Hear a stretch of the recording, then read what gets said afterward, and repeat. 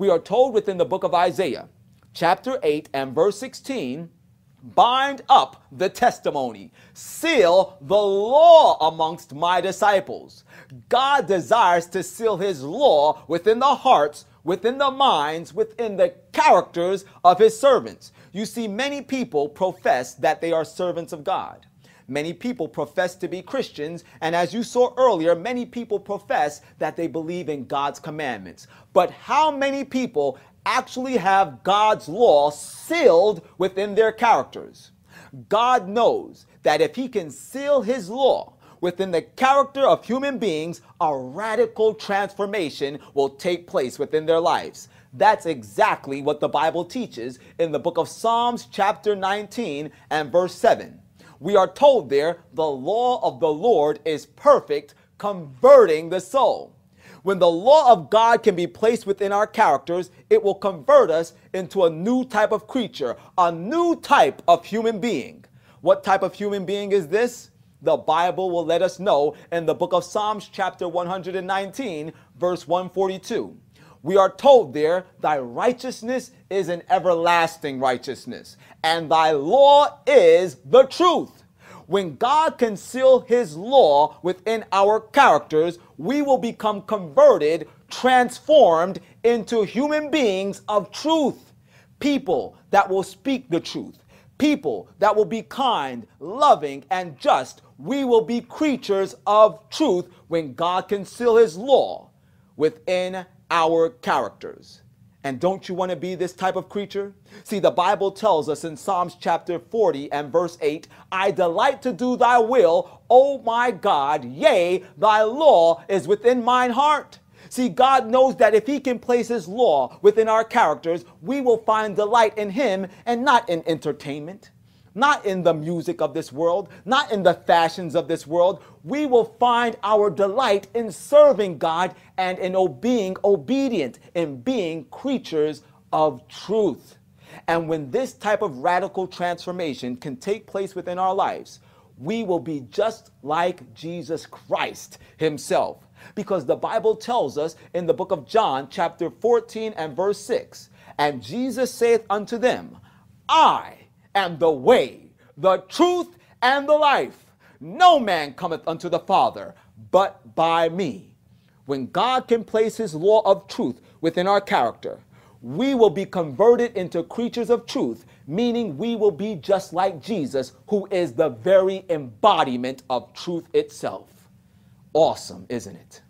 And God is looking for human beings that he can make just like Jesus before he will allow the winds of destruction to be let loose on planet Earth.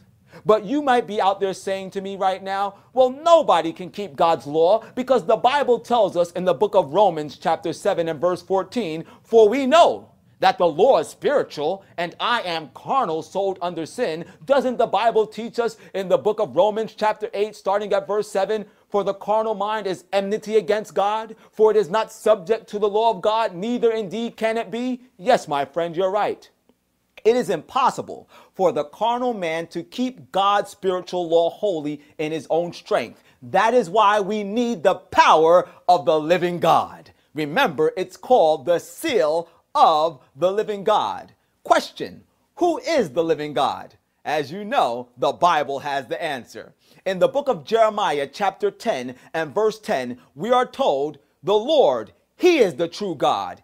He is the living God and eternal King. At his wrath the earth shall tremble, and the nation shall not be able to abide his indignation. Thus shall ye say unto them, the gods that have not made the heavens and the earth, even they shall perish from the earth and from under these heavens. For he hath made the earth by his power. He hath established the world by his wisdom, and he hath stretched out the heavens by his discretion.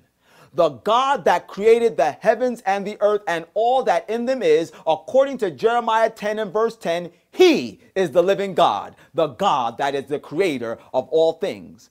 Well, who is this creator of all things that is the living God? The Bible gives us more answers in the book of John, chapter 1, starting at verse 1, which says, in the beginning was the Word, and the Word was with God, and the Word was God. The same was in the beginning with God. All things were made by him, and without him was not anything made that was made. The Word is the creator of all things that are in heaven, that are in earth. The Word is the living God. The Bible tells us more about this Word in the book of John, chapter 1 and verse 14, which says, "And the Word was made flesh and dwelt among us, and we beheld his glory, the glory as of the only begotten of the Father, full of grace and truth." The Word, the creator of the heavens and earth, is the one who came and was made flesh and revealed to humanity the very glory of God. This Word is Jesus Christ himself. Jesus is the true and living God, the creator of all things. Did you know that the Bible also gives Jesus, the living God, another title? In the book of Mark, chapter 2, verses 27 and 28, we are told from the mouth of Jesus himself, "The Sabbath was made for man, and not man for the Sabbath. Therefore, the Son of Man is Lord also of the Sabbath." Jesus Christ, who is the living God, also is called the Lord of Sabbath. The same Sabbath day which is spoken of in the book of Exodus chapter 20 and verse 8, which tells us, "Remember the Sabbath day to keep it holy. 6 days shalt thou labor and do all thy work, but the seventh day is the Sabbath of the Lord thy God. In it thou shalt not do any work, thou nor thy son, nor thy daughter, thy manservant, nor thy maidservant, nor thy cattle, nor thy stranger that is within thine gates. For in 6 days the Lord made the heaven and the earth, the sea, and all that in them is, and rested the seventh day. Wherefore the Lord blessed the Sabbath day and hallowed it." As we look closely at this commandment, it becomes very obvious that the Lord of Sabbath is also the true and living God. For it is the Lord of Sabbath that created the heaven and the earth, the sea, and all that in them is. And as you place your faith in this awesome creative power that is yielded by the Lord of Sabbath, the true and living God, Jesus Christ himself, you will receive power to obey all of God's 10 commandments. We are told in the book of Isaiah, chapter 40, verses 28 and 29, "Hast thou not known? Hast thou not heard that the eternal God, the Lord, the creator of the ends of the earth, he fainteth not, neither is weary. He giveth power to the faint, and to them that are without might, he increaseth strength." My friend, have you ever felt as though you wanted to give life up? You couldn't go one more day. Have you ever felt like you were going to faint under the great weight of the burden and guilt of sin? I'm here to tell you right now, don't give up. Don't let the enemy discourage you. Turn your eyes by faith to the true and living God, Jesus Christ, because he wants to give you power. He wants to strengthen you so you can have a life of peace, a life of joy, a life of happiness, a life of obedience, fulfilling all of the righteous requirements of his law. This is why Jesus Christ came and took upon himself sinful human flesh. This is why Jesus died and rose again to gain the victory over death and sin for you. This is why Jesus ever liveth, to make intercession for us so that we can have the power of his righteousness.